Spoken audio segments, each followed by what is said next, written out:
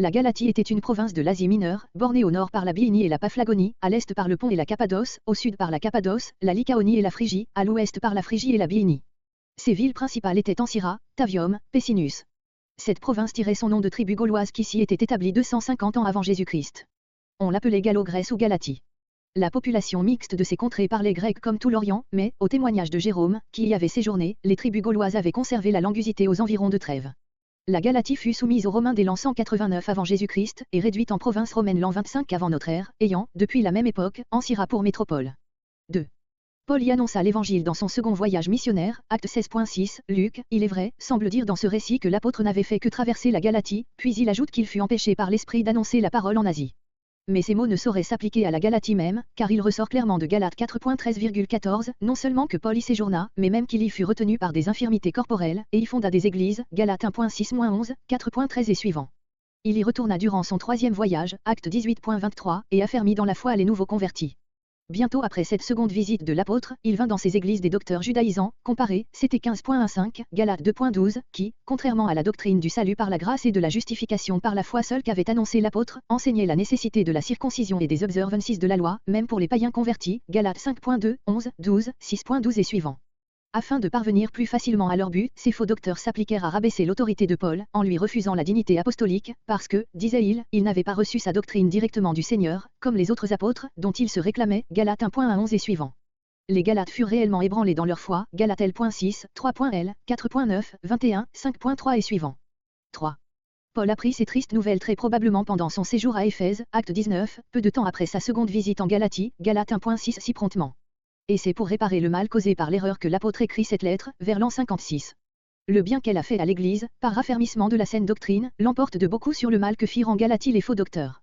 Très semblable, pour le fond, à l'Épître aux Romains, où Paul expose paisiblement et longuement les profondes vérités de l'Évangile de Jésus-Christ, la lettre aux Galates atteint le même but, avec cette différence, qu'elle devait être polémique dans la forme. Et quel modèle de polémique! Quelle énergique décision dans la réfutation de l'erreur et dans l'exposition de la vérité! Et en même temps, quel ardent amour des âmes! 4. Cette épître, dont l'authenticité n'a jamais été révoquée en doute et ne pouvait l'être, tant les preuves externes et internes sur lesquelles elle se fonde, sont évidentes, se divise naturellement en trois parties. L'apôtre justifie d'abord son apostolat en déclarant qu'il ne l'a reçu d'aucun homme, mais directement de Jésus-Christ lui-même, que sa conversion et son appel au ministère évangélique ont été parfaitement indépendants des hommes, chapitre 1, que plus tard, cependant, les apôtres de Jérusalem, reconnaissant sa mission parmi les païens, lui donnèrent la main d'association, qu'il eut même occasion de reprendre en face l'apôtre Pierre, qui cédait par crainte des hommes aux chrétiens judaïsants. Chapitre 2.